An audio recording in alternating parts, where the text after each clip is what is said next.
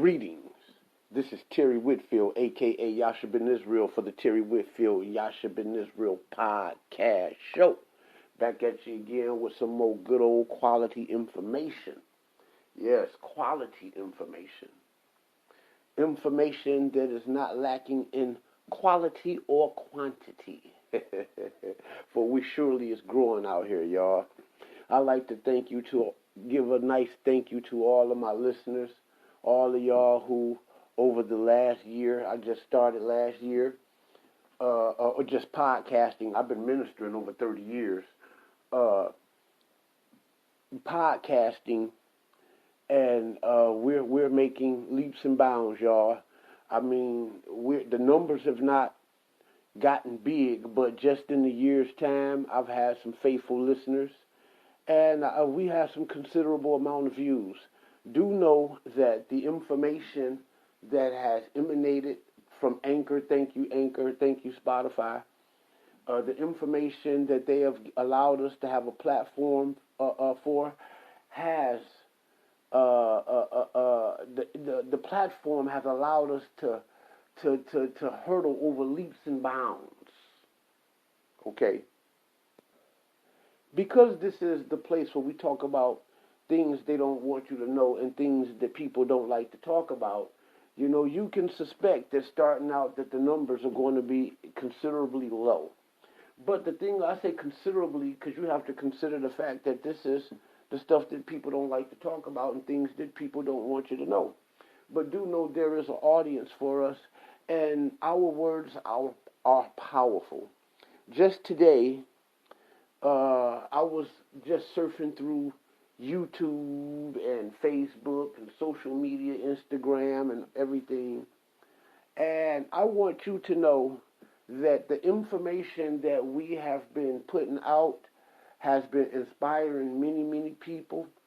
And in the Israelite movement, which I've been for over 30 years, my words, I've always been the kind of guy, or going way back 3 decades, I would teach lessons and my words would travel all around the country. And never ever would I get credit for it. And never did I seek the credit for it. For I was more concerned about teaching and getting this word out and things of that nature. But the problem with that becomes is that when you're in a movement like the Hebrew Israelite movement, which is a movement that is gaining momentum, you know, somewhat different than the likes of 30 years ago, 40 years ago, 50 years ago, and even 100 years ago. This movement is picking up momentum, something crazy. And it has to be the hand and the will of God. When I say God, I mean Yahweh Elohim. That is, in Hebrew, he that causes to exist, the essence of existence. Our power, Elohim. But that being stated, there's a teaching that I have been teaching probably longer than I was even a practicing Israelite. I've been teaching that this particular message way back when I was in the Pentecostal church, because this is what the Bible says. And I got this from the Pentecostal church. You know, a lot of women in the early Pentecostal church, girls, they were, you know, they raised and taught in the early Pentecostal church that it was a sin to have sex before marriage, and they would put you out of the church if a young girl had came up pregnant before she had gotten married, while she was living in her mother's and father's house, while she was living in her mother and father's care, and in her mother and father's family name. Now, I can remember times where young girls would come up pregnant, you know, and things of that nature, and it would cause the whole church to go up in uproars. I've seen people get communicated. I've seen people get silenced. You know, and I've also seen a whole bunch of tricks that people did to avoid getting caught for doing things that they were doing in private. You know, having abortions. A couple would be messing around. Girl would get pregnant, and in her early pregnancy, you know, they were arranged for marriage, so that by the time, all you know, and so they could jump, you know, almost like a shotgun wedding type thing. They get married, you know, and that way it would appear as though they got married and then she got pregnant right after. But all of that being said, you know, I've been teaching that it was a sin to have sex before marriage in the Pentecostal church, which means that it was intended for the female. And even in the Pentecostal church, we were not. We were Christianity is not gender based like Hebrew is. So we taught that it was right for both male and female to enter into marriage, holy matrimony, as virgins. So eventually, when I evolved into the Israelite movement, I began to carry those teachings over into the Israelite movement. And out of all the Israelites that I've seen, the only Israelites that I've seen that placed emphasis on that were the Israelites over in Dimona, Israel. You know, all of the other Israelites, when it came to the sex laws, the Zana laws, and Lazanot, that which is whoredom and adultery and fornication, you know, the other Israelite camps were kind of in the dark in those areas. So I began to start, you know, kept preaching it. And then over the years, I met a brother, Deacon Masha, Alah, the Menace, you know, and we began to click up, and I started teaching him, and he started giving back, and you know, and teaching. So we was teaching each other, and we met along with a brother by the name of Alah, Yasha Allah. Me and Alah are both from Detroit. And we put our heads together and dug deep and prayed and asked the Lord to give us light in what was going on. And the idea that we came up with the idea that the Hebrew is gender-based and that there were double standards in Israel. There were different laws for men as there were for women. And then there were universal laws for the Israelite nation abroad. For example, there was laws for a woman on her menstruation. And that could not apply to a man because a man don't have menstruation. It was laws about pregnancy. You know, when a woman is pregnant. And just different things like that pertains to a woman, you know, and then there were different laws that were in pertainance to a man, like say for instance that a man is obligated to not sleep with another man's woman. A man is obligated to take care of his wife, to provide food, clothes, and shelter, and to satisfy her conjugal needs, which was a job that would not have ever been hard at all, being privy to the fact that if she married into a virgin, she don't know any other man, and she don't have no other apparatus to compare her husband to other than himself. And the deacon, he pointed out something that I overlooked. And well, he talked about divorce.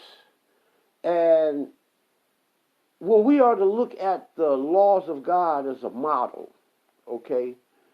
As a model. Then we have to understand that the laws, the Most High gave, he demonstrated those laws. He thoroughly laid it down. This is why he said, don't add on, don't take off.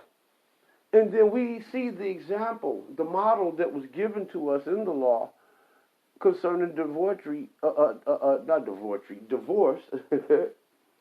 that a woman could only have two men because the model, the law only exemplifies, it only gives examples of two men. And after that, it doesn't say 5, 6, or furthermore, So we concluded that if by following the model after two men, then she's automatically mitigated to concubinage. And that is irregardless to whether of divorce or widow, or her being made into a widow.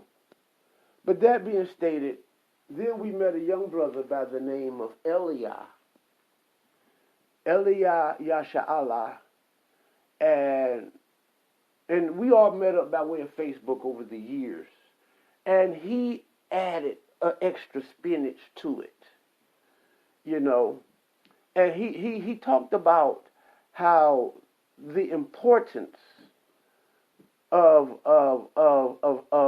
the blood covenant, marriage being a blood covenant, and the reason why marriages is not held sacred today is because there's no blood covenant. You understand? And he talked about, when a man takes a woman's virginity, there is a blood covenant there. Alah has always been strong about the blood covenant, and that was one of his pet peeves, blood covenant, in different facets, and he had a plethora of ways how he always talked about the blood covenant. And when he heard us, and we all met up and got together, he put that spin on there, and that sealed the deal. And just today, we was just looking, on social media, and I saw this video. The video is from the Deacon, Masha, Alah, the Menace, and the video is entitled "F.O.P.E. for Our People's Edification," addresses how a woman's virginity is congruent for a blood covenant marriage. F.O.P.E. and Aliyah Yasha salute for addressing the topic of women's virginity connected to marriage. And this is on the Imperium Preeminence Multimedia Productions page on YouTube. That's Imperium, Empyrean, Imperium Preeminence, Preeminence Multimedia Productions. And I just wanted to state that,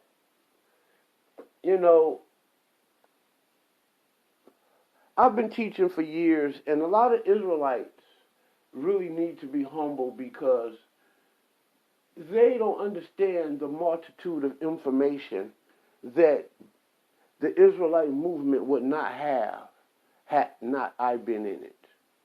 Okay? And that is a fact. A lot of these guys will get cocky and arrogant with me, not knowing that a large portion of their belief system, the Most High gave it to me. I am an Israelite pioneer, and you will see and hear this in this video, how I even influenced this whole movement. And a lot of it started over here on Anchor, Spotify. And you best to believe that this thing is taking off. And how it takes off is because I've been in it so long that I keep my circle small, and I keep it full of powerful, power-packed men. And the information gets into those brothers' hands, and it takes off.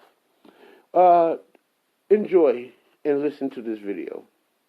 Great inspiration. Shalom, shalom. So this is your brother Masha the Menace. Welcome to Empowering Preeminence Multimedia Productions. I want to give more praise to the Most High, the Father Yahweh Shai, who the world calls Jesus.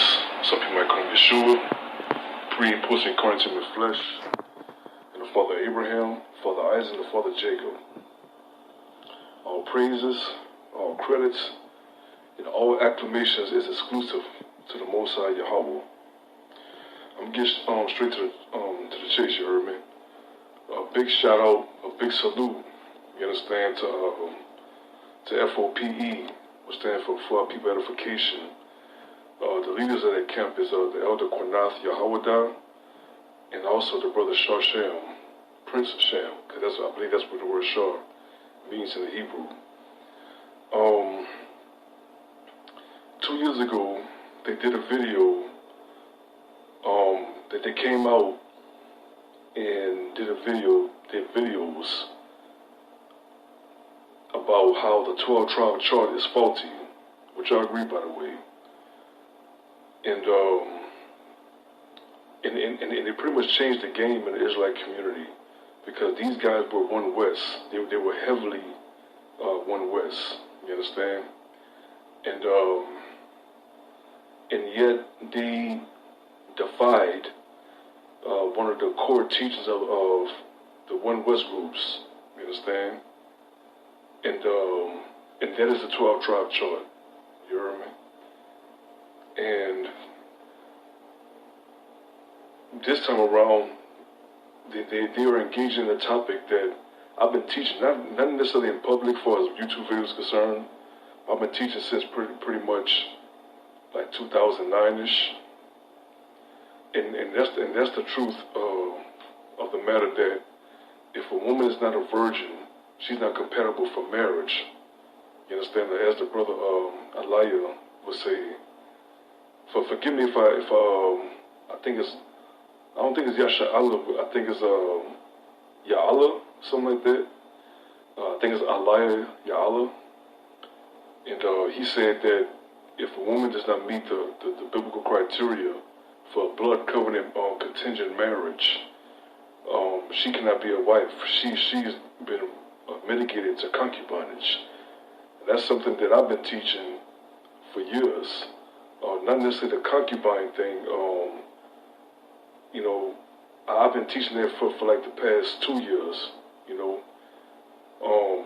And also the brother Shar and Israel, shout to him too, because he really been putting emphasis on the fact that the majority, 99.9% of black women in America, since they don't meet the criteria, they don't fit they're not congruent for marriage according to the standard, the marital standards of the Torah, then they have been mitigated, they have been reduced, and they've been demoted into concubinage. And a concubine is more like a rental. You understand? It's more like renting a vehicle from Enterprise. It'll give you, you understand, a feel good, but it's just for a limited time. You see what I'm saying? But a woman who's actually fit the criteria to be congruent for a blood covenant contingent marriage, you understand? She, with the exception of fornication, she's pretty much long term. You understand? But women who aren't virgins, who surpasses a particular aggregated and gross limit of body computations according to the Torah, they more like they're not your alpha and omega, so to speak. Some other guy was her alpha, and now you might be her omega. You might be her omega. You understand? Because Michael Kimmerism is definitely legit. You dig? So salute to those two brothers for bringing it out. You understand? To me, it's arguably the most uncomfortable topic, because the problem is many black women in America, especially those who claim to be Israelites, wants to get married. But the problem is they're only good to be a concubine. They're only good to be a rental. You dig? They're only good to be a rental. You understand? They're not congruent nor consonant for their blood covenant contingent marital affairs. You heard me? So once again, salute and shout to Elder Qanath and also the brother Sham for bringing this out. You understand? And you can tell they one of those rare brothers that actually are seeking truth. Not seeking truth where it's convenient to them. Even as it's inconvenient, if it's in the Bible and it's still in circulation, hey, look. You understand? Lean not to your own understanding, right? Proverbs chapter 3. So they have to lean to the understanding of Yahweh. You understand? It makes them change themselves. So they can continue to make progress into godhood. You understand? To make a transition from just manhood to godhood. You heard me? And like I said, I've been a super advocate of virginity. A super advocate. Ever since, I made references back in 2018 in the video that I did. You can check it on this platform right here.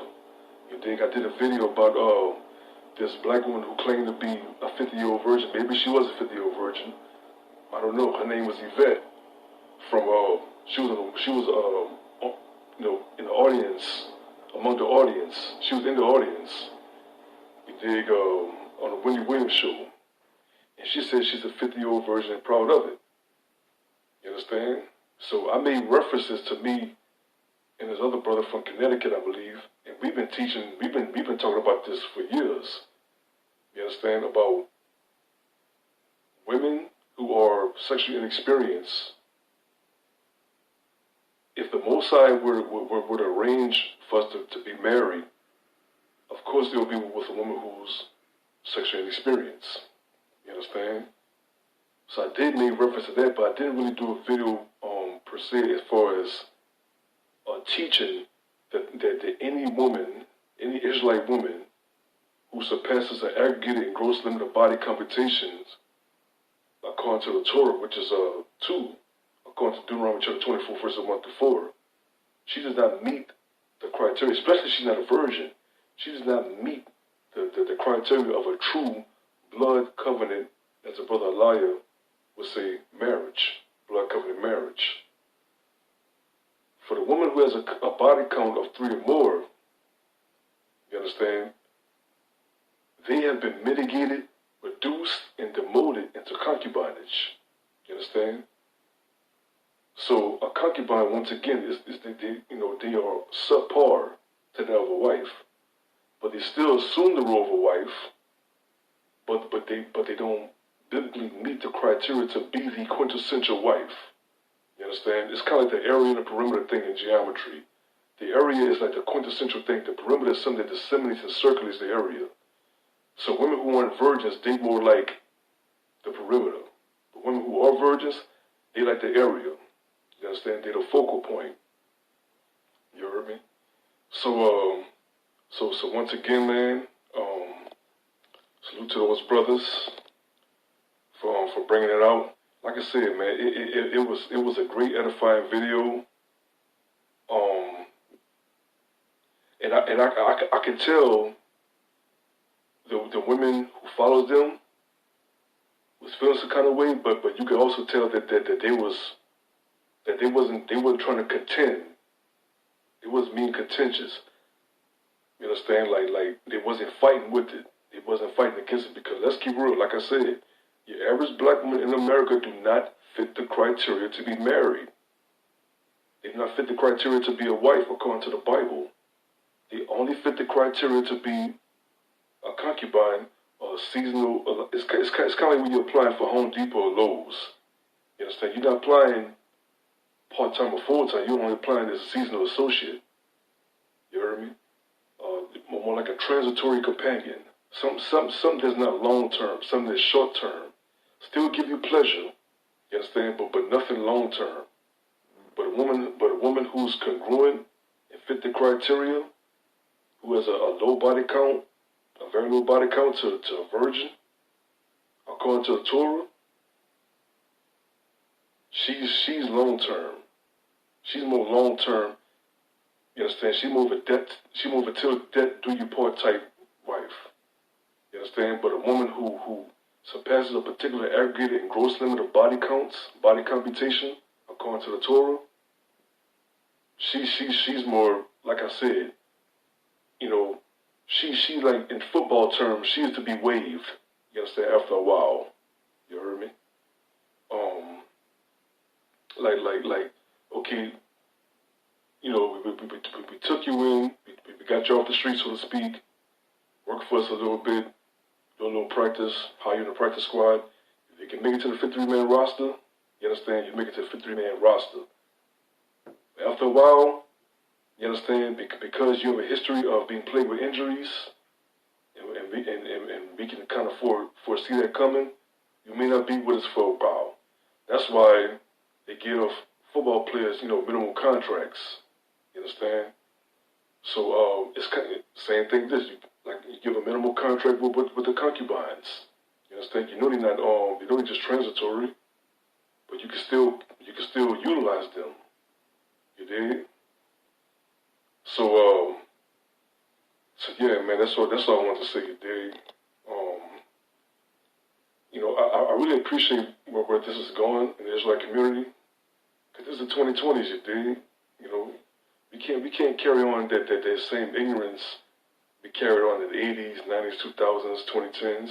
This is 2020s now. You understand? Why not introduce something that can really make a proposition of a full master cleanse of the Hebrew Israelite movement, especially from the doctrine that we've been plagued with, the doctrine that's man-made, that's man-contingent, and not Yahweh contingent, that's not Yahweh base. You heard me? So yeah, I'm definitely looking forward to that. You dig? Y'all be sure to hit that like button, hit that share button, hit that subscribe button. You heard me? And also hit that notification bell so whenever I drop on my next project, you'll be instantaneously notified. Maybe. You understand? Y'all know how YouTube is. You heard me? Press the notification button, drop out my next material, and you still don't get notified. That's just how it is. You heard me? So once again, I'm gonna give all praise to the Most High. You understand? The center of my existence. You heard me? And thank y'all for tuning in Empowering Preeminence, Multimedia Productions. Just be looking forward to be dropping more content like this year, you heard me? Among other things too, because I don't be one-dimensional. I've been very, very thorough and adamant on this subject for damn near 2 years, you dig? And I gotta be. But I won't be one-dimensional. I don't want to go overkill, you heard me? So I'm definitely going to engage in other topics. 40. But this needs to be talked about, definitely. You heard me? So, for that, I conclude with this, fellas. For those of you who have tuned into Empowering Preeminence, y'all know that I always end with this creed right here, you heard me? Be a majestic, transcendental alpha, not a pathetic, detrimental beta. Be a majestic, transcendental alpha, not a pathetic, detrimental beta. You heard me? And for that, I'm out here, you heard me? Shalom. Peace. Praise the Lord. Praise the Lord. Yeah, so we out here making moves, y'all. We making impacts, but we need to. This is the reason why I need to start branding myself and my teachings, and I decided to start podcasting. Because now we can put the hammer in the coffin. On where all of this information is coming from, where it's been coming from. I remember, words like, I remember I was teaching, and I was, back right when I came out of Christianity and became an Israelite. And once I was convinced that the African Americans were the Israelites, it became clear to me that Hebrew was in our slang, and we would say things like "ayin finna," or which come from "ayin panah," and I just studying, Hebrew roots, and the way that African Americans spoke slang, I understood. So I taught the scriptures about what the scripture said, how we would be taken and made into slaves, and and things of that nature. I talked about how when the Europeans brought us into slavery, they thought we were saying, "Yes, sir, master," when the slaves would say, "Yasha Masa," or "Yashua Masa," or or Yashua Masa, something like that. Yasha Masa, Yashua Masa, So Yashua Masa, from Yasha Masa, and how the Europeans thought that we were saying, "Yes, sir, master," when our slang, which was broken English that was littered with the Afro-Asiatic tongue. And I saw that teaching spread all throughout the United States of America. No one ever knew that was me. The Kim Israel beef started with me when I challenged Ashwa back in the early to mid 90s, like 93-ish, 94-ish. A lot of I could just go on. And this is the reason why I started podcasting, so we could put the nail in the coffin where a lot of this stuff came from. Because what will happen is that people will begin to gaslight you in your reality. And that being that, big ups to Deacon Masha, Alah, the Menace, and what you got going on over there, my brother. Peace to F.O.P.E, Shar, Sham, JT, Jonathan Taylor. Peace to Alah, Alah, and the great Dr. Qanath. Yes, Dr. Qanath, I'm beginning to take my hat all the way off to that brother, because for the simple reasoning is that he has showed change to me. He was a part of the One West organizations, the One West Israelite groups, and due to my teachings, I started a group years ago on Facebook called No One West Allowed. I was on the Showtime Sal show.